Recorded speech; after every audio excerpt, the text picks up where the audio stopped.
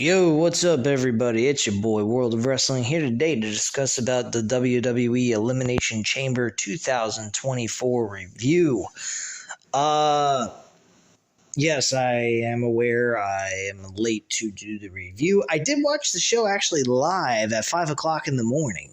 As crazy as that might sound, you might ask me, well, what the fuck have you been? Where have you been all this time? Well, I been busy with my own life. I had things I had to do yesterday after I watched the pay-per-view, did not have the time to do so. And then once I got done with all of that, I kind of just watched the UFC fight night shows because I had some bets that I took place and unfortunately didn't do so well on that. But anyway, went ahead, watched the show for 3.5 hours. This show was solid, I'd have to say. I don't know about waking up at 5 o'clock in the morning to watch it, but it was a decent, solid, entertaining show. The Elimination Chamber matches were very well done. I think that we have some interesting stories going into WrestleMania now. That should be interesting to watch unfold. I do apologize I'm not doing SmackDown, but SmackDown was not really all that great in my own personal opinion, and it was just a go-home show to the Elimination Chamber, but that's not here or there. But yeah, the very first match that kick-started the show was the Women's Elimination Chamber match. Of course, Becky Lynch picked up the victory here, but overall, there was a lot of good action by all 6 women.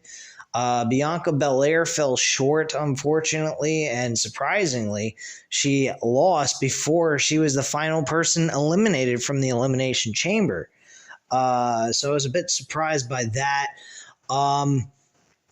I thought that the Tiffany Stratton's performance was actually by far the best performance I've seen from her so far. I was not really all that impressed by her leading up to this pay-per-view. Not that I watched NXT all that much anyway. Actually, not at all, period. But I think that she was outstanding in this match, personally. I think she was really good in this match. Not saying that everyone else wasn't. Raquel Rodriguez, she had a decent performance, I would have to say. But the correct person won this match, Becky Lynch, winning the Elimination Chamber, moving on to WrestleMania to face Rhea Ripley for the WWE Women's World Championship. I am looking forward to these 2 women going at it. I think that this match is going to be a show stealer. I think these 2 are going to put on one hell of a fucking show. And I think Rhea Ripley needs to be the one that walks away with the championship altogether. Following that, we had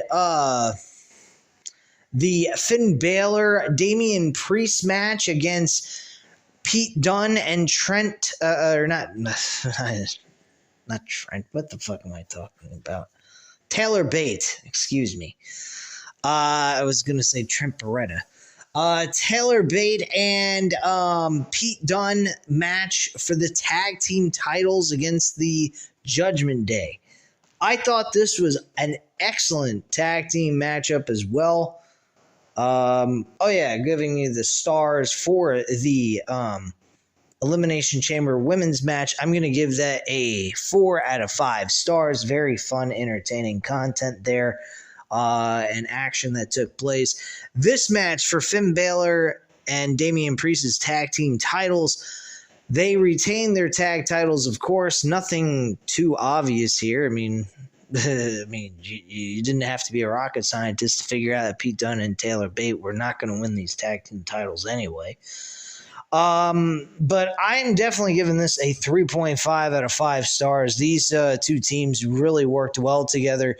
At one point, Damian Priest and Finn Balor actually had a miscue during the match, almost lost the tag team titles, but was fortunate enough to regain momentum and walk away with the victory as still your WWE Tag Team Champions. From there, we had, I believe, it was a break in between the matches. We had Grayson Waller effect calling out Seth Rollins and Cody Rhodes. It seems to me, based on what we saw here, that Cody Rhodes is calling out The Rock, but I highly doubt Seth Rollins is sitting out of this altogether. I think we are getting the tag team match between Roman Reigns and The Rock. I think The Rock is going to be the one that falls victim in this match. I think he's going to take the L in this tag team match because all three men in this match, excluding him, have a match the next night if they do a night one main event with these two teams. So in all honesty, I think we are going to see The Rock suffer an L. Roman Reigns will be part of the losing team, but he won't be the guy actually taking the pinfall L. So that's the way I see it going. I'm not a fan of this. If you guys think I am, I'm not. I'm not a fan of this idea at all. I think The Rock should have stayed away from the cameras. Maybe, if he wanted to do what he did back in WrestleMania 27 and then make his appearance heard and then do everything he could to fuck over Roman Reigns out of the title, I wanted to go that route, I guess you could have done that, but then we wouldn't have got the Hollywood Rock. So I don't see that as being the right direction about that. Personally, I'm kind of concerned that we may not see Cody retain or win the WWE World Championship from Roman Reigns because of the fact that it really does work. If Cody beats Roman, what is The Rock and Roman fighting over? How are they the head of the table? Are they going to say they're the head of... I guess you could say the head of the table of their own Samoan family. I guess that could be the case. They could be battling over who can say they're the head of the Samoan family at that point, which is fine. I guess you could put it in that direction and make sense of it. But I'm kind of concerned that by having doesn't it take away the value of who's the head of the table outside of the way I said it? The logical thing is by saying, well, they're fighting over the head of the table of the Samoan family, not the head of the table of all of WWE. That could be the correct way to go if they want to give Cody the title, and that way we move past Roman being champion, have these two off television for a month or two, I would say after Backlash in France, and then move forward towards those two actually trying to go roughshod over WWE again and trying to take control. I don't know. To me, it seems also fucked up, messed up, and ridiculous. I personally think that they should never do this. I think that The Rock and Roman Reigns should go in cahoots with each other, help one another, get Roman to the other world championship, and make the world championship that Seth Rollins is carrying just as important, and leave Cody being able to complete his story. That could be a direction they could go. And of course, Cody could get drafted back over to Raw with the WWE Undisputed Championship while Seth Rollins' world title, whoever may be that person, could move over to SmackDown with that title and be the focal point that Roman Reigns and The Rock actually go after. That might be the direction they could go. I'm just talking crazy shit here. I'm really, really worried they're just going to have Cody get fucked. Bottom line, I think the truth of the matter is this could lead to Cody not even winning the title. I'm really concerned about this. I don't know how anyone is not looking at this as an absolute concern to them because, honestly, The Rock being in the picture really gets me concerned. I took Rock out of the picture, I would not be concerned. I would think that Cody Rhodes would win the title, and that would be that. But we are not getting that. We got The Rock involved in all this. And with The Rock being involved, Roman being champion, the talks about him trying to break this Hulk Hogan record. I mean, granted, it's not the record to break. It's Bruno Sammartino's record, but Hulk Hogan's a huge name. So breaking his record is a huge, success to accomplish, and putting that in Roman's name is saying a lot, actually. To have Hogan's record broken by Roman Reigns, it's a big deal, I would say. And I don't think that they should. Hogan is by far more superior than Roman Reigns. I mean, granted, Hogan was never a great wrestler, but he had one of the most amazing gimmicks of all time.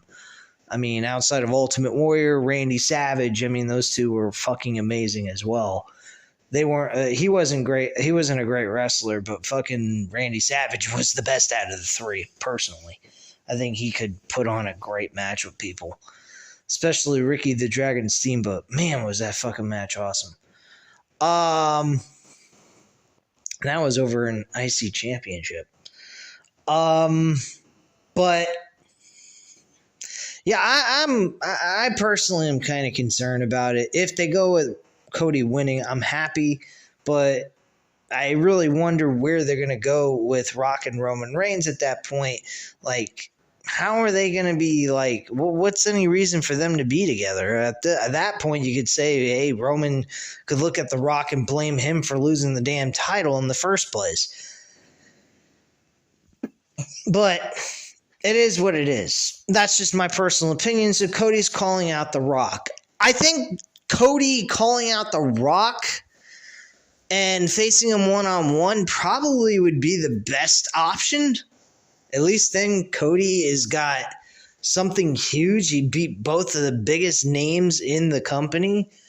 And Rock gets to have his one-on-one match with Cody Rhodes. And it will definitely give people a lot of respect towards The Rock to just come back and put over Cody Rhodes and then have Cody beat Roman Reigns the next night for the championship. I think that would be the best option, but that leaves Seth Rollins out in the middle of nowhere. I mean, unless you're going to have Seth Rollins be in Cody's corner during his championship match the next night. I mean, that would work. And then you have Cody versus Rock night one in the main event, and then Cody and Roman Reigns in night two with Rock in his corner and Seth Rollins in Cody's corner. That's another option they could go with, which I would be fine with that. That I would believe they could get that pulled off and make me believe Cody could actually overcome those odds. And it would be fair too. It would be, each person in each other's corner. Now, there is a little twist they could throw in here. What if Seth Rollins was to turn heel on Cody Rhodes, fuck him out of the championship, and leave Cody Rhodes having to, and Seth Rollins wants Cody, and that's the reason why he became so damn close with him, so he could get the shot at defeating him, because in the first place, that's who he should have challenged when they're on the same brand, because he really wants that W finally under his name in their rivalry. That could be an option they could go with, but I don't think too many people would be very happy with that, nor would I. That's just speaking shit into the atmosphere I shouldn't be speaking of. But anyway, I'll keep my mouth shut now. Moving on. We had the men's Elimination Chamber match. This match was interesting. We got out of this whole thing, besides Drew McIntyre winning the match, obviously. Nobody thought that this was going to be, a big surprise. It was pretty much a throwaway, a dead giveaway who was going to win this match. But I personally think Drew McIntyre winning was the right option. I wish they would have dropped the title off of Seth Rollins so he won't be suffering an L and just have him removed completely out of a match and have Sami Zayn be able to get involved in this match. I think that would have been awesome. But it was not the case. Sami Zayn looks like he's going to be the guy going after Gunther's IC Championship more than likely, which I'm okay with as well. So yeah, Seth Rollins and Drew McIntyre is definitely happening. And I'm liking the idea of this match taking place because this Drew and Cody both have a story. Drew won a world championship, but it felt like as if it really didn't happen because it was not in front of a large crowd. It wasn't the same thing. So him going ahead, winning this match, and then defeating Seth Rollins at WrestleMania would be the best option to go with, I think. That's just my personal opinion. Randy Orton gets screwed out of winning the championship on account of fucking Logan Paul. That's some fucked up shit. So Logan Paul ends up screwing Randy Orton, and we could be seeing Randy Orton and Logan Paul going at it over his United States Championship. Very interesting there. A little bit of a twist there. I did not see that one coming. I don't know what they're doing with Kevin Owens at this point, where he's going and what he's doing. LA Knight got screwed in the match as well by AJ Styles, so a double screw job took place in this match. So we're going to see LA Knight and AJ Styles go at it at the WrestleMania pay-per-view more than likely, which makes sense because they were having some altercations leading up to the Royal Rumble pay-per-view in that Fatal 4-Way match. They kind of were having words with each other. So it made a lot of sense, and I don't think that was that bad of a deal, what they were trying to accomplish there. What else?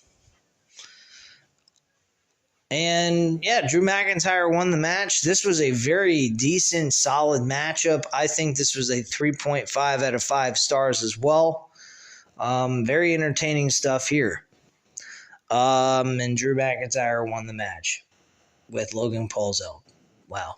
And that's the only reason why I give it a 3.5 instead of a 4 like the women's, is because that ending really was kind of cheesy and cheap. But it is what it is. Next up was the main event. Rhea Ripley, I'm not surprised she was the main event of this pay-per-view, as she should. She's in Australia. She's the country woman. She comes from that country in Australia.